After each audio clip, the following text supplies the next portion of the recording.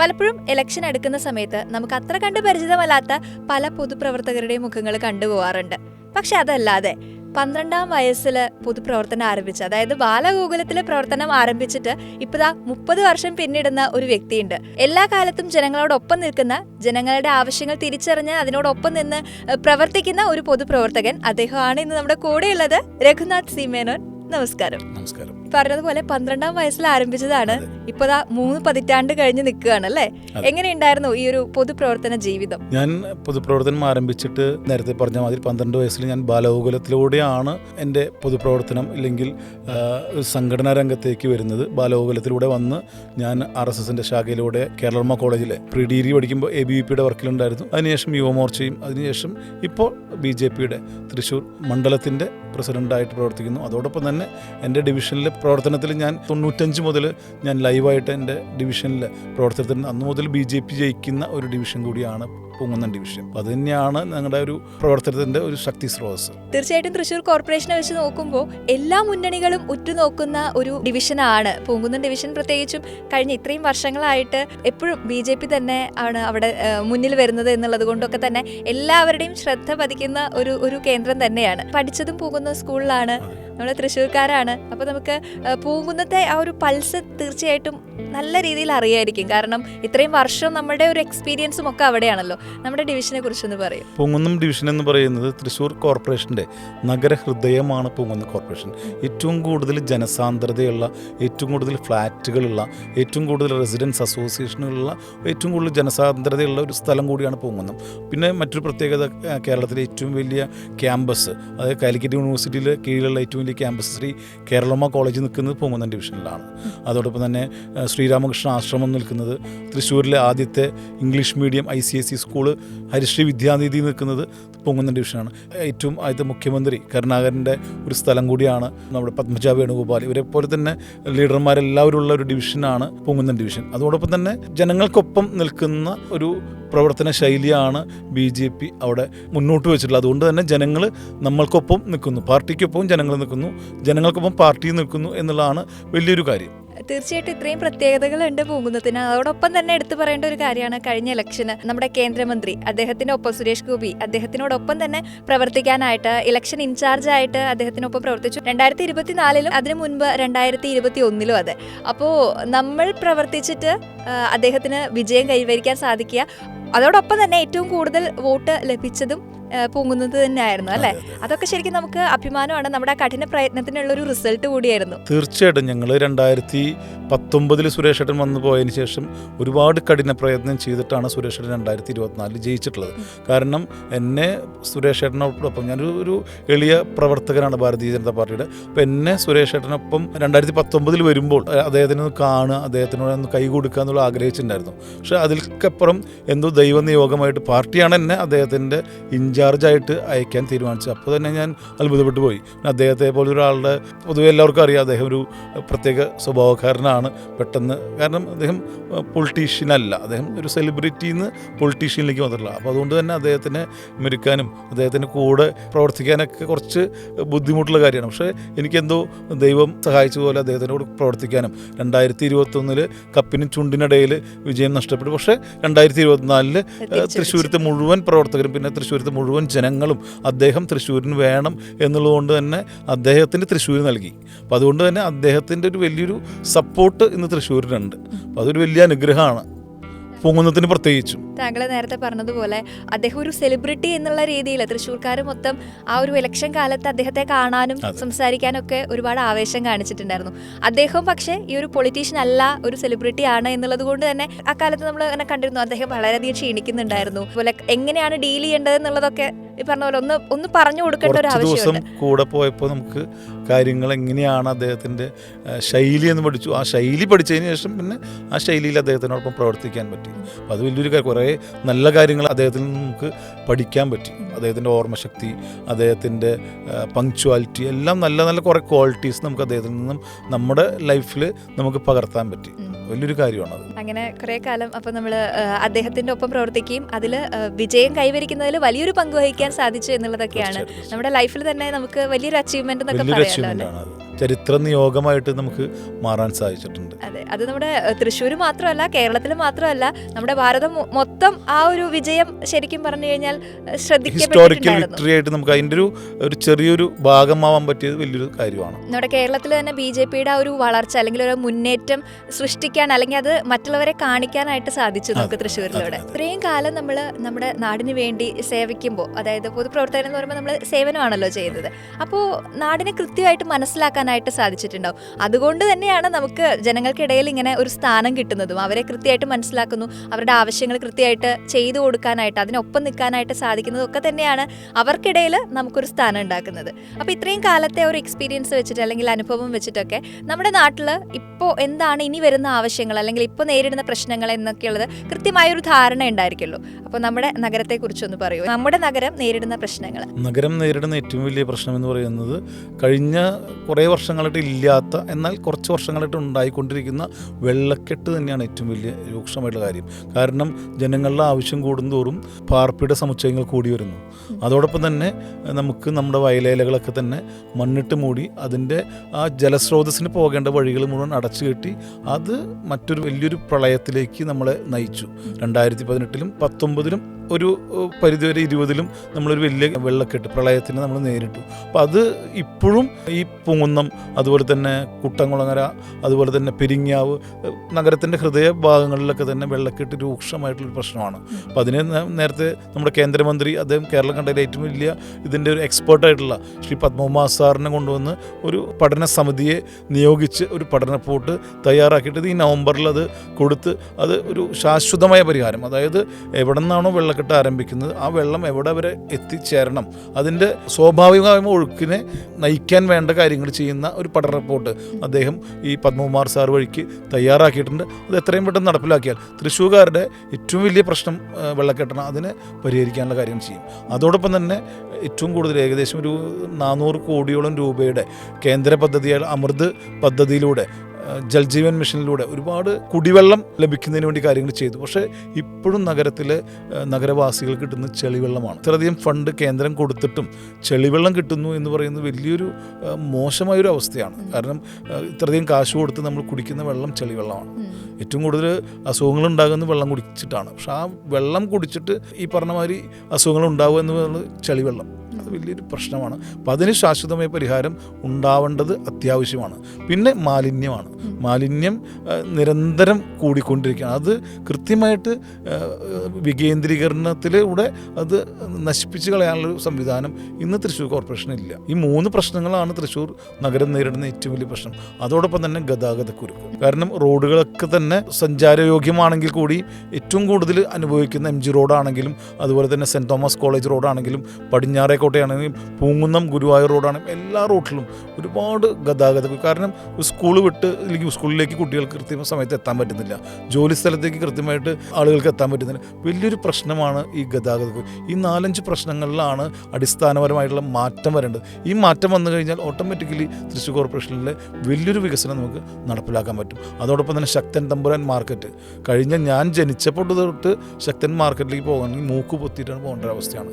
കാരണം നമ്മൾ കഴിക്കുന്ന ഭക്ഷണം തരുന്ന ഒരു ഏരിയയാണ്. മത്സ്യമായിക്കോട്ടെ, മാംസമായിക്കോട്ടെ, പച്ചക്കറി ആയിക്കോട്ടെ, ഇത് മേടിക്കാൻ പോകുന്നൊരവസ്ഥ മൂക്ക് പൊത്തി നമ്മൾ ചളിയിലൂടെ നടന്ന് ഒരു വൃത്തിഹീനമായ അന്തരീക്ഷത്തിൽ നടന്നു പോകേണ്ട അവസ്ഥയാണ്. അപ്പോൾ അതിന് മാറ്റം വേണ്ടേ? അടുത്ത ജനറേഷനെങ്കിലും മൂക്കത്ത് വിരൽ വെച്ച് കളിയാക്കുന്നൊരവസ്ഥയിൽ നിന്ന് തൃശ്ശൂരിന് മാറ്റണ്ടേ? അപ്പോൾ അതൊരു വലിയൊരു മാറ്റം വേണ്ടത് അത്യാവശ്യമാണ് തൃശ്ശൂർ കോർപ്പറേഷനിൽ. അപ്പോൾ അതിനാണ് BJP ഭരിക്കും എന്ന് പറഞ്ഞുകൊണ്ട് തന്നെയാണ് BJP പ്രാവശ്യം ഈ മത്സരത്തെ നേരിടുന്നത്. ഈ കഴിഞ്ഞ 25 വർഷമായിട്ടും പൂങ്കുന്നം ഡിവിഷനിൽ നോക്കിക്കഴിഞ്ഞാൽ എപ്പോഴും ജയിക്കുന്നത് BJP തന്നെയാണ്. മറ്റു മുന്നണികളെ എത്രയൊക്കെ പ്രവർത്തിച്ചാലും BJPക്കാണ് അവിടെ ജയം കിട്ടുന്നത്. കാരണം ജനങ്ങൾക്ക് BJPക്ക് വോട്ട് ചെയ്യണം എന്നുള്ളൊരു തോന്നൽ ഉണ്ടാക്കാനായിട്ട് നമുക്ക് സാധിച്ചിട്ടുണ്ട്, നമ്മുടെ പ്രവർത്തനം കൊണ്ട് സാധിച്ചിട്ടുണ്ട്. അപ്പോൾ എന്തുകൊണ്ടായിരിക്കും ജനങ്ങൾ BJPയിൽ വിശ്വസിക്കുന്നത്? പൂങ്കുന്നം ഡിവിഷനിലെ ജനങ്ങൾ ഇത്രയും വർഷമായി കൂടെ നിൽക്കുന്നതിനുള്ള കാരണം എന്തായിരിക്കും? ശ്രുതി പറഞ്ഞതാണ് എൻ്റെ ശരി. BJPക്കാണ് വോട്ട് ചെയ്യുന്നത്, വ്യക്തികൾക്കല്ല. വ്യക്തികൾക്ക് പ്രാധാന്യമില്ല. അതുകൊണ്ടാണ് നരേന്ദ്രമോദിയിൽ വിശ്വാസം അർപ്പിച്ചിട്ടുകൊണ്ടാണ് നാഷണൽ ലെവലിൽ BJP അവിടെ കഴിഞ്ഞ 11 വർഷമായിട്ട് BJP ഭരിക്കുന്നത്. കാരണം പറയുന്നത് കൃത്യമായിട്ട് ജനങ്ങളിലേക്ക് ചെയ്തിരിക്കും എന്നുള്ള വിശ്വാസം അവർക്കുണ്ട്. മോദിജിയുടെ ആ ആപ്തവാക്യം സബ്കാ വിശ്വാസ് സബ്കാ പ്രയാസ് സബ്കാ ആശ്വാസ് എന്നുള്ളൊരു മോട്ടീവ് വേർഡ്സ് തന്നെയാണ് ജനങ്ങളിലേക്ക് ഉള്ളൊരു വിശ്വാസവും ബി ജെ പിയിലുള്ള വിശ്വാസവും അതുകൊണ്ടാണ്. അപ്പോൾ അതുകൊണ്ട് ജനങ്ങൾക്ക് ബി ജെ പി പറഞ്ഞാൽ അത് ചെയ്തു കൊടുത്തിരിക്കും എന്നുള്ള വിശ്വാസം അവരുണ്ട്. ആ വിശ്വാസത്തിലാണ് അവർ വോട്ട് ചെയ്യുന്നത്. വിശ്വാസം കാത്തു സൂക്ഷിക്കുന്നു ബി ജെ പി. അവർ നമ്മളിൽ സാറ്റിസ്ഫൈഡ് ആണ്. നമ്മൾ പറയുന്ന പോലെ വിശ്വാസം അതല്ലേ ഇല്ല അല്ലേ. കേരളവർമ്മയെ കുറിച്ച് നമ്മൾ ജസ്റ്റ് മെൻഷൻ ചെയ്ത് പോയിട്ടുണ്ടായിരുന്നു. കേരളവർമ്മ കാലം എന്ന് പറഞ്ഞു കഴിഞ്ഞാൽ നമ്മുടെ രാഷ്ട്രീയ ജീവിതത്തിന് ഒരു അടിത്തറ പാകിയത് കേരളവർമ്മ കാലം ആയിരിക്കും അല്ലെ. അക്കാലത്ത് രാഷ്ട്രീയം മാത്രമല്ല, ഒപ്പം കായികപരമായിട്ടും മത്സരങ്ങളിലൊക്കെ പങ്കെടുത്തിട്ടുണ്ടായിരുന്നു. ആ ഓർമ്മകളിലേക്ക് ഒന്ന് പോയാലോ? തീർച്ചയായിട്ടും. ഞാൻ 1999-2001 കാലഘട്ടത്തിലാണ് കേരളവർമ്മ കോളേജിൽ ചരിത്ര വിദ്യാർത്ഥിയായിട്ട് പഠനം തുടരുന്നത്. അപ്പോൾ ആ സമയത്ത് തന്നെയാണ് ഞാനൊരു യൂണിവേഴ്സിറ്റി കബഡി പ്ലെയറും കോളേജ് ടീം കബഡി പ്ലെയറും ആയിരുന്നു. നല്ലൊരു ടീം. ഞങ്ങൾ ഇൻ്റർ സോണിൽ സെക്കൻഡും ഫസ്റ്റും ഒക്കെയായി നല്ലൊരു വിജയം നമുക്ക് കേരളവർമ്മയ്ക്ക് സമ്മാനിക്കാൻ സാധിച്ചിട്ടുണ്ട്. അതൊരു സുവർണ്ണ കാലഘട്ടമായിരുന്നു കേരളവർമ്മയിൽ പഠിക്കുന്ന ഒരു സമയം. കാരണം നമ്മുടെ ഉള്ളിലുള്ള ക്വാളിറ്റീസ് എന്തൊക്കെയാണെന്ന് പുറത്തേക്ക് അറിയാൻ നമുക്ക് തന്നെ സാധിക്കുന്നത് ആ കേരളവർമ്മ കോളേജിലത്തെ ആ പഠനം. കാരണം അധ്യാപകരോടാണെങ്കിലും വിദ്യാർത്ഥികളോടാണെങ്കിലും ഒക്കെ തന്നെ വലിയൊരു ഇൻട്രാക്ഷൻ നമുക്ക് അവരായിട്ടുണ്ടായിരുന്നു. കാരണം നമുക്ക് എല്ലാ കുട്ടികളെയും പേരെടുത്ത് വിളിക്കാൻ പറ്റുന്ന ഒരു ബന്ധം എല്ലാവരുമായിട്ടുണ്ടായിരുന്നു. അത് കേരളവർമ്മ കോളേജിന് പഠിച്ച സമയത്തല്ല നമുക്ക് ഫീൽ ചെയ്ത്. പക്ഷെ അതിന് ശേഷം പുറത്തിറങ്ങിയപ്പോഴാണ് ആ കേരളമ്മയുടെ ബന്ധം, അവിടുത്തെ പഠനകാലം നമുക്ക് വലിയൊരു ജീവിതത്തിൽ പാഠമാക്കാൻ പറ്റിയത് അതിന് ശേഷമാണ്. പിന്നെ അതുപോലെ തന്നെ എൻ്റെ പൊളിറ്റിക്സിലെ കരിയറിൽ നല്ലൊരു ഭാവി എനിക്ക് ക്രിയേറ്റ് ചെയ്യാൻ പറ്റിയത് അവിടെ നിന്നാണ്. കാരണം ഞാൻ അവിടെ നിന്ന് ABVP-യുടെ യൂണിറ്റ് സെക്രട്ടറിയായി, അതിനുശേഷം ABVP-യുടെ നഗര സെക്രട്ടറിയായി, സംസ്ഥാന സമിതി അംഗമായിട്ടാണ് ഞാൻ കോളേജിൽ നിന്നും പടിയിറങ്ങുന്നത്. പിന്നെ അതിൻ്റെ കൂടെ തന്നെ കോളേജിൽ പടിയിറങ്ങി പിന്നത്തെ വർഷം തന്നെ എനിക്ക് കോളേജ് യൂണിയൻ ചെയർമാൻ, ചരിത്രത്തിൽ ആദ്യമായിട്ട് ABVP-യുടെ കോളേജ് യൂണിയൻ ചെയർമാനായിട്ട് എൻ്റെ സുഹൃത്ത് തന്നെ ശ്യാമിനെ ജയിപ്പിക്കാനും, അതുപോലെ തന്നെ രണ്ടാമത് UUC ആയിട്ട് ജയിപ്പിക്കാൻ ബാലഗോപാലിനെയും, പിന്നെ സോണൽ മസാഡോ എന്ന് പറയുന്ന ബാസ്കറ്റ്ബോളിലെ കിരീടമച്ച രാജാവ് എന്ന് പറയുന്ന എൻ്റെ സുഹൃത്തുണ്ടായിരുന്നു, അദ്ദേഹത്തിനെ അവിടെ ജനറൽ ക്യാപ്റ്റനായിട്ട് ജയിപ്പിക്കാനും എൻ്റെ ആ സമയത്ത് എനിക്ക് സാധിച്ചിട്ടുണ്ട്. അത് വലിയൊരു നേട്ടമാണ് എൻ്റെ കോളേജ് പഠനകാലത്ത്. അന്ന് ചരിത്ര വിദ്യാർത്ഥിയായിരുന്നു. ആ സമയത്ത് വിചാരിച്ചിട്ടുണ്ടായിരുന്നോ നമ്മുടെ ജീവിതം ഒരു പൊതുപ്രവർത്തകൻ എന്നുള്ള രീതിയിൽ തന്നെയായിരിക്കും കരിയർ എന്നുള്ള കാര്യമൊക്കെ? ഒരിക്കലും ഉണ്ടായിരുന്നു. ഞാൻ അവിടെ നിന്ന് പഠനം കഴിഞ്ഞതിന് ശേഷം ഞാൻ എൻ്റെ ഔദ്യോഗിക ജീവിതത്തിലേക്ക് കടന്നത് മെഡിക്കൽ റെപ്രസെൻറ്റേറ്റീവ് ആയിട്ടായിരുന്നു. ഞാൻ മൈക്രോ ലാബ്സ് എന്ന് പറയുന്ന ഫാർമ കമ്പനിയിലാണ് ആദ്യമായിട്ട് എൻ്റെ ജീവിതം ആരംഭിക്കുന്നത്. അതിനുശേഷം ഞാൻ അവസാനം MQR എന്ന് പറഞ്ഞ ഒരു കമ്പനിയുടെ സ്റ്റേറ്റ് ഹെഡായിട്ടാണ് ഞാൻ അതിന് വിരമിക്കുന്നത്. പിന്നെ എൻ്റെ ബിസിനസ് പരിപാടികളിലേക്ക് കിടക്കുന്നത്.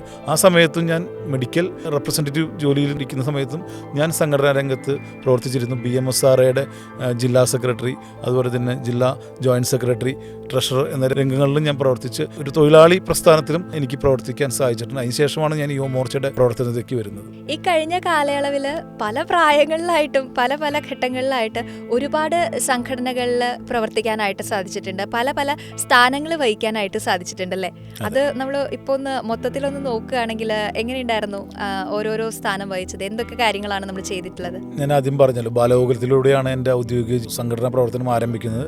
ബാലഗോകുലം കഴിഞ്ഞ് ഞാൻ RSSൻ്റെ പൂങ്കുന്നം കാനാട്ടുകര ശാഖയുടെ ശിക്ഷകും മുഖ്യ ശിക്ഷകും മണ്ഡലകാര്യ വഹിക്കുകയായിരുന്നു. അതിനുശേഷം ഞാൻ യുവമോർച്ചയുടെ തൃശ്ശൂർ മണ്ഡലം ജനറൽ സെക്രട്ടറി ആയിരുന്നു. ശേഷം പിന്നെ ഞാൻ ഔദ്യോഗികമായിട്ട് ജോലി തിരക്കുകളിലേക്ക് മാറിയപ്പോൾ BMSR മെഡിക്കൽ റെപ്രസെൻറ്റേറ്റീവ് അസോസിയേഷൻ്റെ BMSൻ്റെ അസോസിയേഷൻ്റെ ജില്ലാ സെക്രട്ടറിയും വൈസ് പ്രസിഡൻറ്റും ജില്ലാ ട്രഷററും ഒക്കെ ആയിട്ട് പ്രവർത്തിച്ചു. ശേഷം വീണ്ടും തിരിച്ച് യുവമോർച്ചയുടെ ജില്ലാ ഉത്തരവാദിത്വം, ജില്ലാ ട്രഷറർ, അതുപോലെ തന്നെ ജില്ലാ ജനറൽ സെക്രട്ടറി, ജില്ലാ വൈസ് പ്രസിഡന്റ് എന്നീ ചുമതലകൾ വഹിച്ചു. പിന്നെ ഞാൻ പാർട്ടിയുടെ ഔദ്യോഗികമായ ചുമതലയിലേക്ക് തൃശ്ശൂർ മണ്ഡലത്തിന് നിയോജക മണ്ഡലത്തിന് ജനറൽ സെക്രട്ടറി ആയിരുന്നു. ഏകദേശം ഒരു 4 വർഷത്തോളം ജനറൽ സെക്രട്ടറിയായി. അതിനുശേഷം തൃശ്ശൂർ നിയോജക മണ്ഡലത്തിൻ്റെ പ്രസിഡൻ്റായിട്ട് 3 വർഷം പൂർത്തിയാക്കി. അതിനുശേഷമാണ് തൃശ്ശൂർ സംഘടനാ മണ്ഡലമായിട്ട് തൃശ്ശൂർ വെസ്റ്റ് മണ്ഡലത്തിൻ്റെ പ്രസിഡൻ്റായിട്ട് ഒരു 4 വർഷമായിട്ട് തുടരുന്നു. അത് ആ സമയത്താണ് ഞാൻ സുരേഷ് ഏട്ടൻ്റെ കൂടെ അദ്ദേഹത്തിനോടൊപ്പം പ്രവർത്തിക്കാനുള്ള ഒരു ഊർജ്ജവും അതോടൊപ്പം തന്നെ അദ്ദേഹത്തെ ജയിപ്പിക്കാനുള്ള ചരിത്രത്തിൽ നിയോഗവുമായി മാറാൻ സാധിച്ചത്. അപ്പോൾ ഒരു നീണ്ട കാലയളവിലുള്ള വളരെ നാഴികക്കല്ലുകൾ നമ്മുടെ ജീവിതത്തിൽ സൃഷ്ടിച്ച ഒരു യാത്രയായിരുന്നു അല്ലേ ഇത്? അതിനിടയ്ക്ക് എനിക്ക് പ്രധാനമന്ത്രിയെ കാണാനുള്ള ഒരു അവസരം ഒരു പ്രാവശ്യം കിട്ടി. അത് വലിയൊരു കാരണം ഈ മണ്ഡലത്തിൽ ഉത്തരവാദിത്തത്തിലിരിക്കുന്ന കാരനാണ് എനിക്കത് കാണാൻ സാധിച്ചത്. വലിയൊരു ഭാഗ്യമായിട്ട് ഞാൻ കാരണം അദ്ദേഹത്തെ പോലത്തെ ഒരു ലെജൻഡിനെ നമ്മൾ ജീവിച്ചിരിക്കുമ്പോൾ അദ്ദേഹത്തിനെ കാണുക, അദ്ദേഹത്തിനൊന്ന് കൈ കൊടുക്കുക എന്നുള്ളത് ലോകത്തിലെല്ലാവരും ആഗ്രഹിക്കുന്ന കാര്യമാണ്. ലോകാരാധ്യനായ പ്രധാനമന്ത്രിയെ ഒന്ന് കാണുക, ഒന്ന് തൊടാൻ ആഗ്രഹിക്കുക, അദ്ദേഹത്തോടൊന്ന് സംസാരിക്കാൻ ആഗ്രഹിക്കാത്ത ഒരാളുമില്ല. പക്ഷെ അതിന് പറ്റിയ ഒരു നിയോഗമുണ്ടായി എന്നുള്ളത് വലിയൊരു കാര്യമാണ്. അത് ഈ BJP-യിലുള്ള കാരണം മാത്രമാണ് എനിക്ക് സാധിച്ചത്. ഒരുപക്ഷെ BJP-ക്ക് പുറത്താണെങ്കിൽ എനിക്ക് സാധിക്കില്ല. അതുപോലെ അദ്ദേഹത്തിന്റെ പ്രതിമാസ പ്രക്ഷേപണ പരമ്പരയായിട്ടുള്ള മൻ കി ബാത്തിന്റെ അതിനോടനുബന്ധിച്ച് ആ പ്രവർത്തനം മൻ കി ബാത്ത് അദ്ദേഹം മനസ്സ് പറയുന്നത് അദ്ദേഹം കഴിഞ്ഞ ഏകദേശം ഒരു 120 എപ്പിസോഡായിട്ട് നടക്കുന്നു.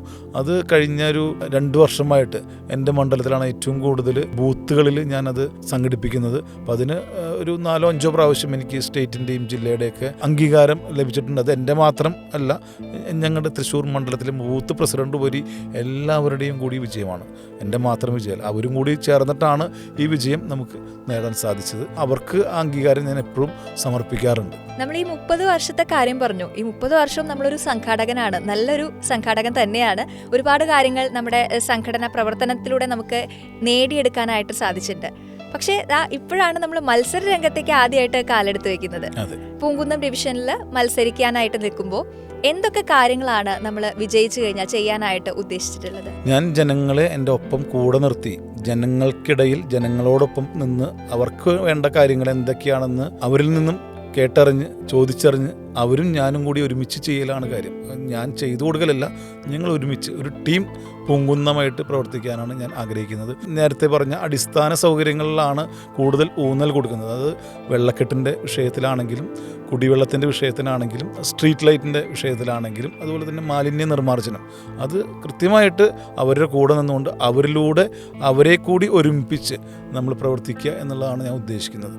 അപ്പോൾ അതോടൊപ്പം തന്നെ എൻ്റെ ഒരു കുറച്ച് സ്വപ്ന പദ്ധതികളുണ്ട്. ആ പദ്ധതികൾ നടപ്പിലാക്കുക എന്നുള്ള കാര്യങ്ങളുണ്ട്. പ്രത്യേകിച്ച് ഏറ്റവും കൂടുതൽ ഫ്ലാറ്റുകളുണ്ട് എന്ന് ഞാൻ പറഞ്ഞു പോകുന്നത്. ആ ഫ്ലാറ്റുകളിലൊക്കെ തന്നെ മക്കൾ വിദേശത്താണ്, അച്ഛനമ്മമാരും മാത്രമാണ് ഓടിക്കുന്നത്. ഒരുപാട് പേര് അതിൽ എന്താ പറയുക വിഷമം അനുഭവിക്കുന്ന ആൾ. ഞാൻ ഓരോ ഫ്ലാറ്റുകളിലും പോകുമ്പോൾ അവർ പറയുന്ന കാര്യമാണ്, മക്കൾ വിദേശത്താണ്, ഞങ്ങൾ മാത്രമേ ഉള്ളൂ, വിളിക്കുമ്പോൾ ഒന്ന് വരണം എന്നൊക്കെ പറയാറുണ്ട്.